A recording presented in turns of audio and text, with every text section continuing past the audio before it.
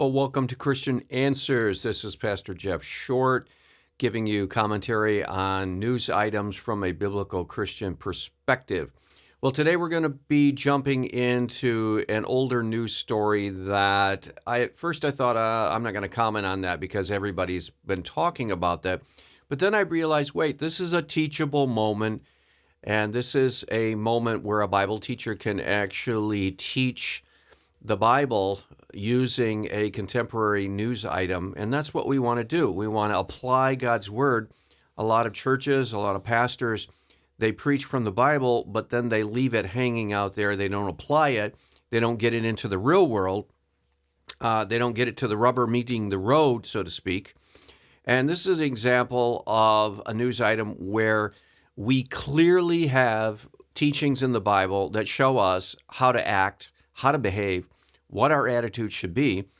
And it's very obvious that what took place was not according to the Bible. And it's very clear why it's not according to the Bible, because we can go to a number of different specific Bible passages and show that this was not biblically thought through by any means. And we're talking about the incident at the Grammy Awards where Will Smith went up on stage during a live broadcast of the Grammy Awards and struck comedian Chris Rock. And on the neck, he turned his head. I think he was aiming for his face, but he struck him on the neck. Actually, an act of violence, was close to a punch. It was a violent act. It actually did qualify for assault.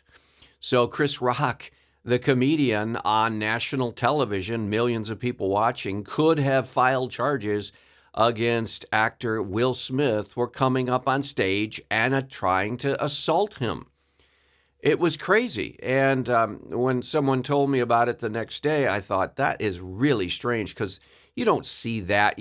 You see sometimes actors staging like they're fighting or they're acting like they're in a conflict or in an argument, but it's all been scripted. It's all staged because they do that. That's what they do. They're actors. But this was actually real.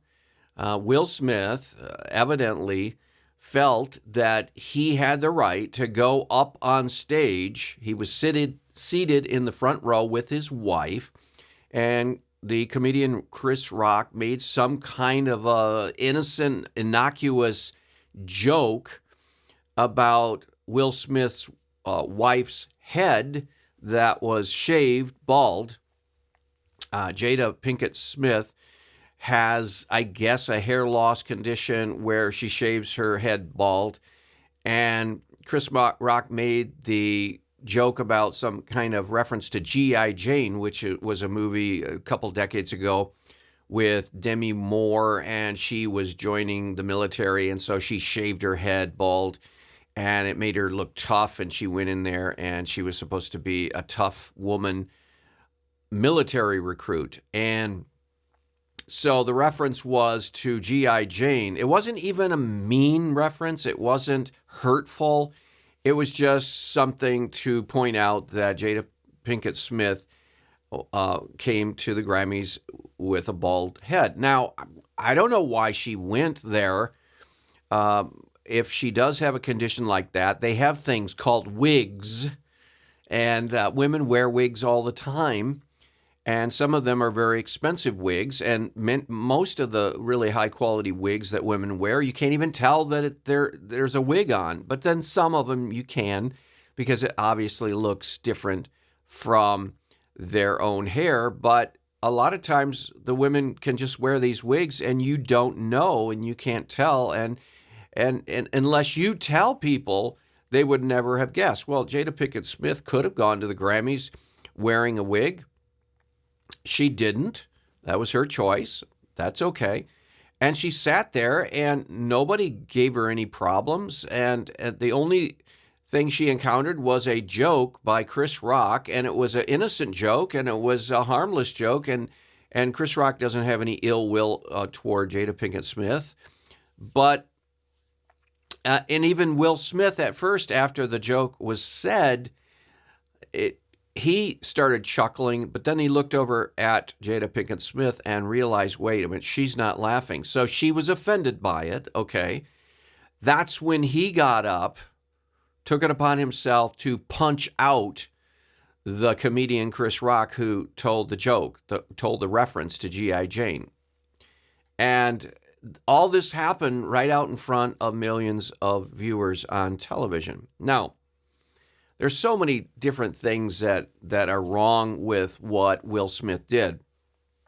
A couple things that are not wrong, and that is one of the things that are not wrong is that he did feel a sense of responsibility to guard the honor and dignity of his wife. Now, I say wife in scare quotes because this couple has been notoriously famous for having what is called an open marriage, which means that this Jada Pinkett Smith has slept with other men openly in front of the public, and Will Smith knows about it, and he's cool with it. He's okay with it. So they're trying to live this modern marriage lifestyle, the modern living.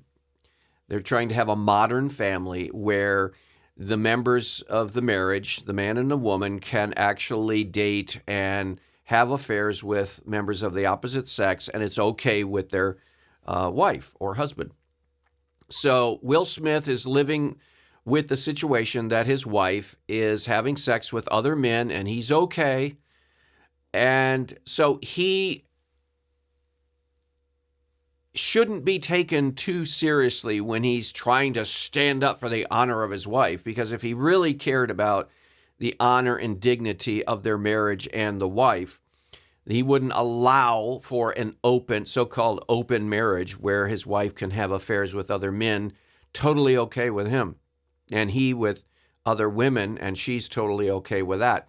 They shouldn't even be going into that direction if they really care about the dignity and respect and honor of marriage and their marriage partner.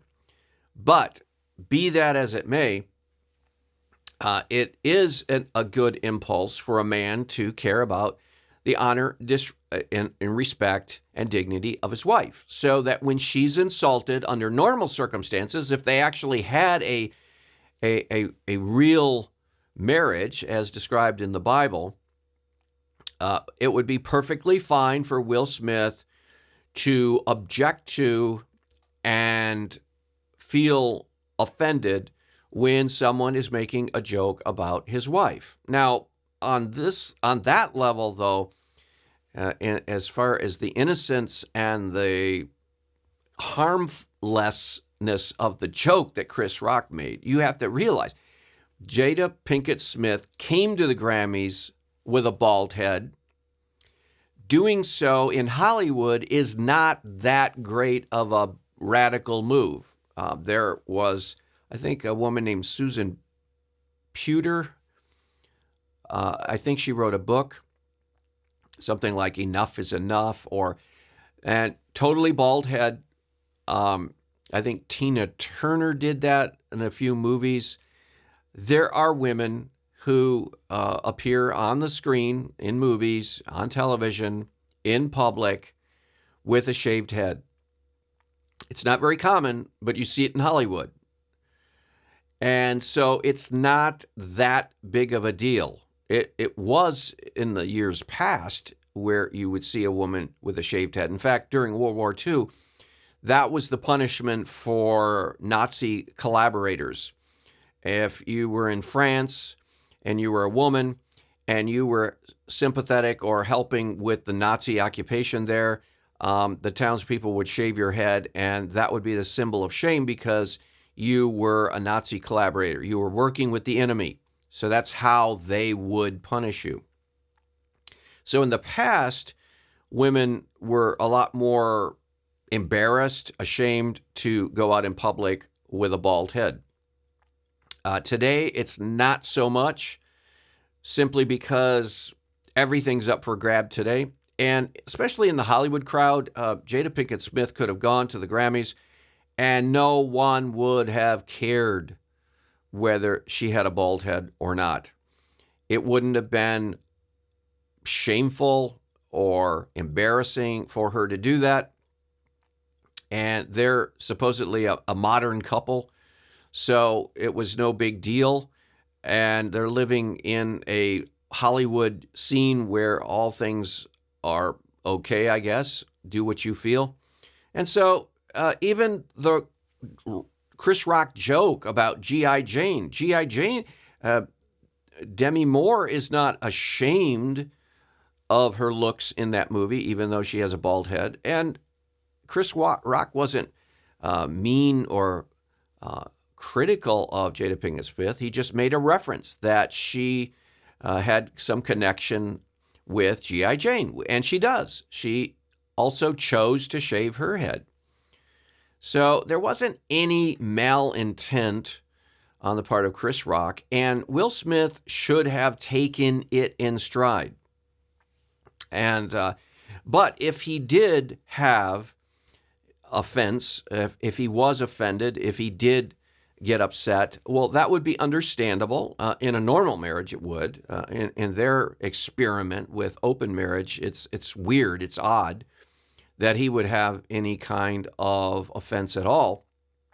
It looks like from the video that he was laughing at first, but then he looked at his wife and she wasn't laughing, so then he changed his tune. So it might have been just, oh, my wife isn't happy about this. And it just shows that he's kind of a henpecked husband because he seems to take his emotional cues from his wife. And I think a normal man in a normal marriage would have maybe taken offense of the joke, or maybe not, depending on how it struck them. But if he did, he would have said, well, I'm going to have to talk to Chris Rock and tell him I didn't appreciate what he said. Or he could have even sat down for an interview, and they're always after these Hollywood stars to interview them for whatever reason on every subject. He could have sat down and he says, yeah, I didn't like what Chris Rock said, and I wish he would apologize, or I was offended by this. He could have made it known publicly. He could have made it known privately to Chris Rock. He could have dealt with it in a civilized way, but he didn't. So that is the problem.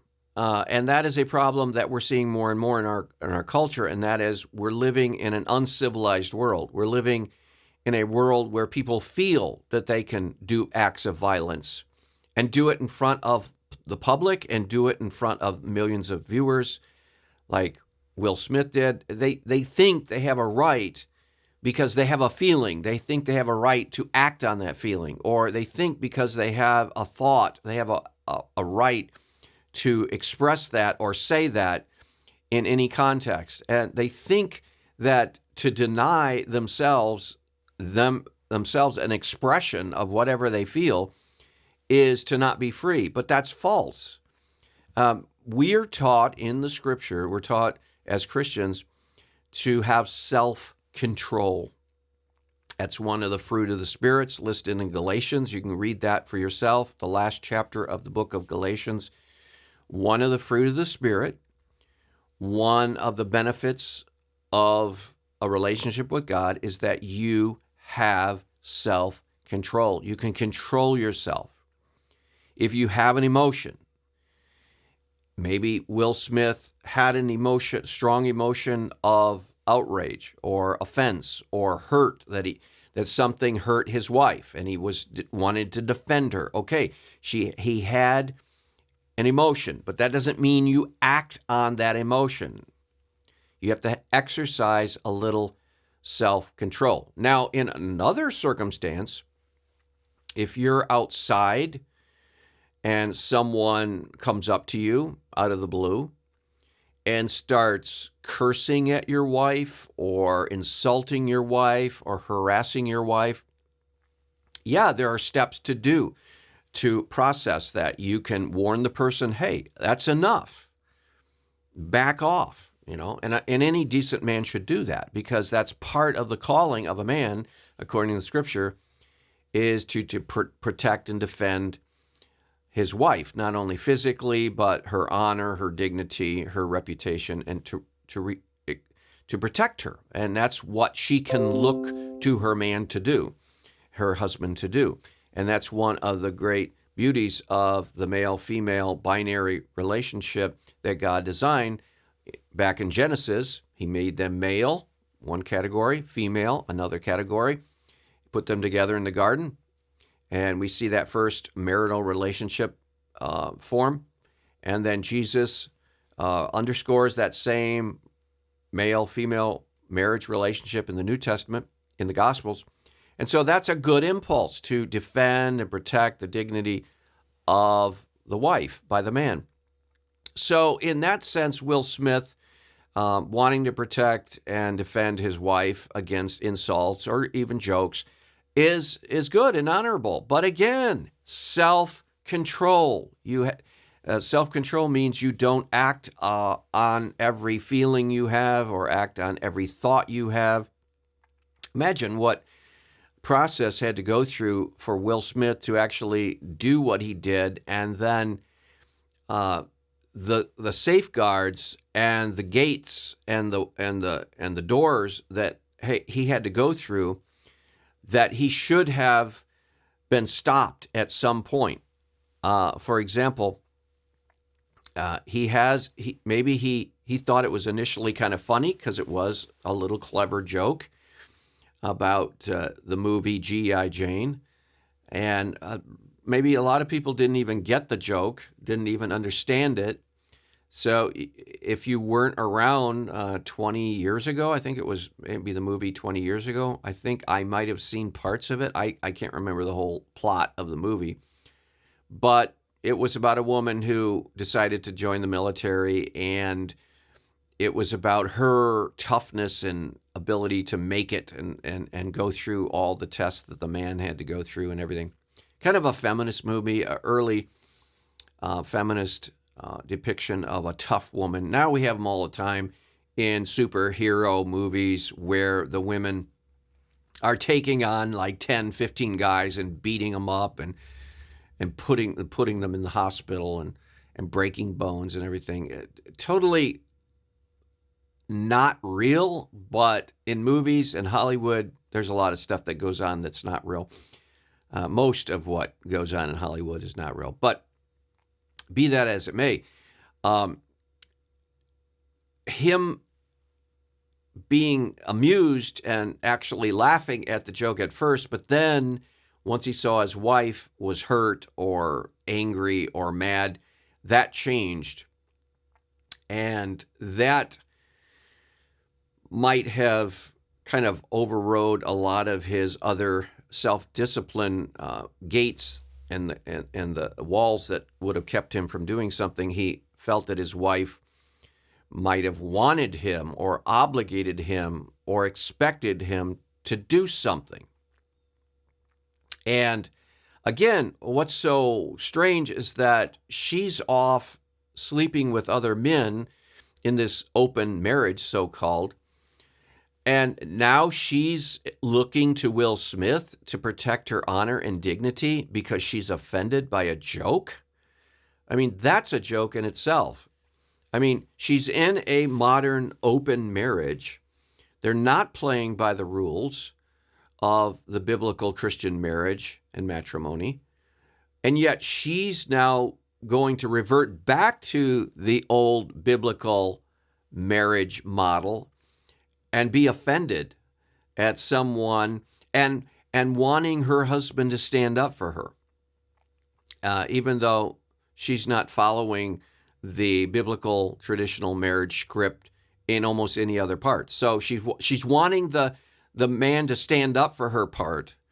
I guess that wasn't thrown out, jettisoned in this so-called open marriage. But she's willing to throw out all the other stuff, especially the parts like, I will be faithful to have and to hold in sickness and in health, be faithful and to hold the marriage bed in honor and all of that. She's throwing out all the moral and spiritual components of the marriage, but she wants that old traditional aspect where the man sticks up for the woman's honor and dignity. Well, I don't think you can have it both ways. If you're in an open, modern marriage where anything goes, who's to say that Will Smith has to stick up for you or defend your honor and dignity? You've already dishonored yourself by having sexual relationship with men who are not your husband. You've already dishonored Will Smith. You've already dishonored the marriage. You've already dishonored God because he's the one that invented the marriage matrimony. So now the only thing I guess left is your feelings about how you like it that you were the object of a joke. And so I guess you then sick your husband, Will Smith, on the one who told the joke, Chris Rock. It's all twisted and mixed up.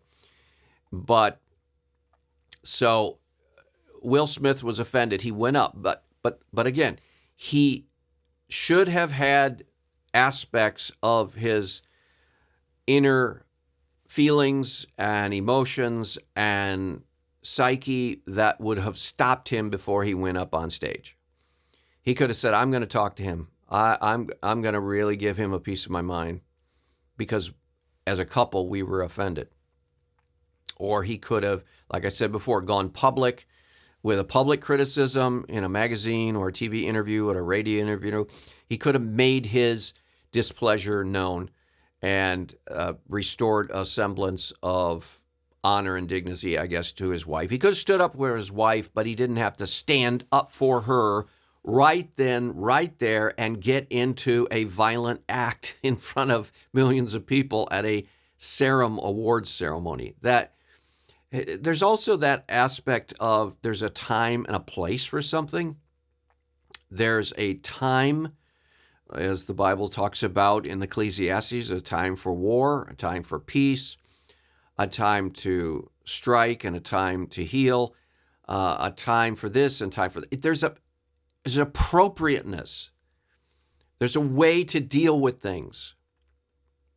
And the way you don't deal with things is in a public situation like this, get up and strike someone in front. You're getting up and striking the person who has the center of attention of everyone in the awards ceremony in the room and on television. Here is Chris Rock. He has the microphone in front of him. He's on camera, and you decide it's that time. Then and there you have to, strike him for telling a joke about your wife. It shows a total lack of self-control. And this is not the way we're to live. The Bible teaches us to have self-control. Another fruit of the Spirit is gentleness. So another scenario, he could have got up on stage and said, look, I don't like that. That would have caused a scene. That would have been inappropriate in and of itself, but it wasn't a violent act. But he resorted to violence. Another scriptural principle that we're reminded of is Jesus said, turn the other cheek. This is exactly the case where this applies most importantly.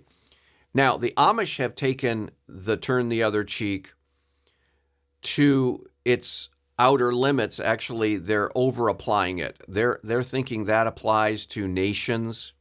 A nation attacks you, invades your borders, and you're to turn the other cheek and not fight. They're non-violent. They are pacifists. They won't fight. They're non-aggression. And that is not biblical because we have the God of the Bible of the Old Testament telling the Jews to go to war. And we have nowhere in the New Testament that explicitly teaches Christians from not defending their country or not ever going to war or fighting or defending themselves against an attacker. No. So turning the other cheek is generally accepted in most biblical commentaries as meaning to apply to your own personal life. It's not talking about presidents and prime ministers have to turn the other cheek, like Neville Chamberlain in Britain. Hitler is threatening all of Europe, and Neville Chamberlain tries to pretend that it'll just go away. No. But on a personal level, turn the other cheek is exactly what that verse is talking about, and that is exactly the appropriate application that Jesus is talking about. And so in these cases, when somebody insults you, when somebody offends you, you have to learn how to take it and not react in a carnal way. Of course, everyone is offended when they feel like they're being put down, or they're being unfairly criticized, or they're laughed at, or their dignity or the respect is put down. And your carnal nature wants you to lash out. But we have to resist that. That's one of the big problems with the mafia here in the United States. And it's the same problem with the street gangs of Chicago, where they will go after somebody else because they were offended, and they'll come up to them and stab them with a knife or kill them, shoot them with a gun because they were offended, or their honor was offended, or their dignity was challenged, or their reputation was challenged, or some petty little thing. And that's what Christ is specifically saying, to turn the other cheek. Don't go tit for tat. Don't try to retaliate. That's exactly what Will Smith did. He retaliated for a joke that Chris Rock told against his wife. And Will Smith wants to retaliate now and strike Chris Rock.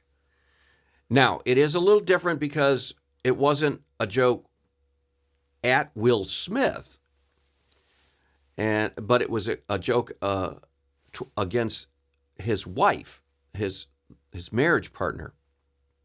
But still, the general application would apply there, is that your first instinct is not to lash out and return in kind the offense.